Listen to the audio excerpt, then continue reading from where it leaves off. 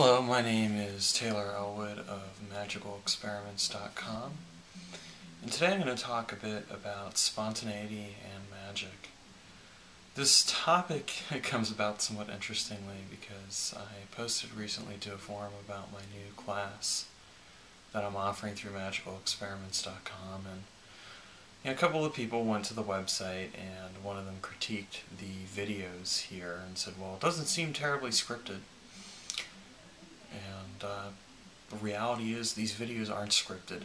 I don't have a script that I read from or that I put together ahead of time. I usually come up with a topic about a half a minute before I even shoot the video. And you might wonder why I do that, and the reality is that I think it's important sometimes to be spontaneous, to be able to test yourself that way. In fact, I think that's one of the characteristics of a successful magician, is the ability to adapt to situations as they arise, and also to be able to be spontaneous. You know, a magician who is able to do magic spontaneously is someone who isn't so trapped by ritual or by tradition that he or she can't adapt to situations as needed. In fact, that magician is somebody who can take anything around him or her and use it in order to do magic, similar to a really good martial artist. This isn't to say that tradition and ritual don't have their place, but even within that, I would look at where spontaneity can come into play. That sometimes when I've done a full-fledged ritual, you know, with ceremonial gear and everything else, I've also focused on introducing a spontaneous element or changing something because my intuition pinged and I thought that was a good idea to do. I realize that's not the approach that works for everybody, but I think much like anything else, magic is ultimately a very personalized experience, a very customizable practice.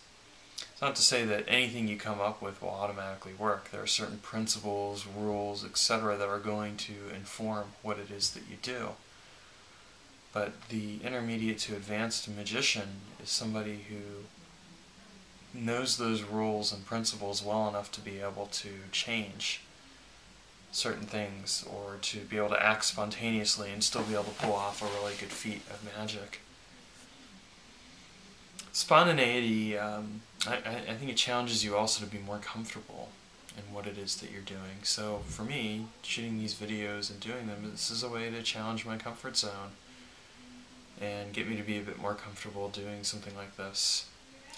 I'm not going to apologize for the quality because, well, it is a video shot from a little video camera and it's not going to be as good as it could be. Point is that hopefully people are getting something out of the videos. I think sometimes, people judge on the basis of what they see without recognizing, in a sense, what it is that informs the choice to do something. I see this a lot with magical practices. I see a lot of judgmental magical practitioners at times.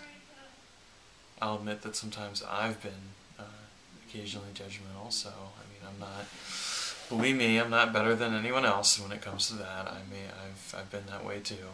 But catching myself in those judgments has helped me see that there's really no right or wrong way to do magic. There just is. And each person is figuring out their own way. And if somebody happens to get some inspiration from me, great. And if they don't, that's fine as well. The whole point, though, is that people are doing the best they can with what they have and what they learn.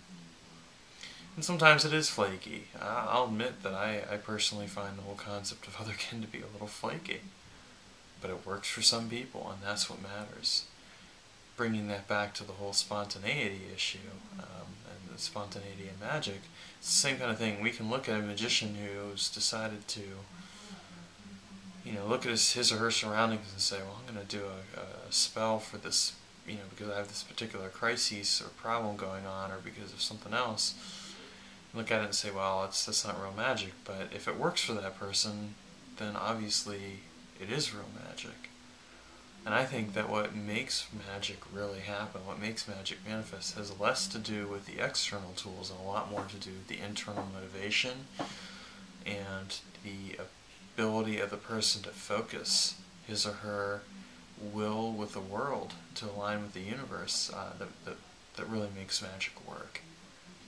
And we need to remember that and not focus so much on the external trappings, but instead recognize that if the person's getting results and they understand their process and can explain it, then in the end it's not a case of not really being able to do magic so much as it's a case of that person just happens to do it in a different way. So that's just my 2 cents on that, and just a little reminder that no matter what you think you see or don't see, chances are you really don't know the reality of it any more than I know the reality of you.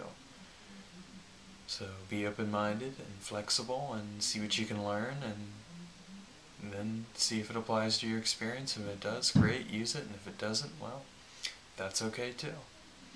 Thanks for watching, and see you next week.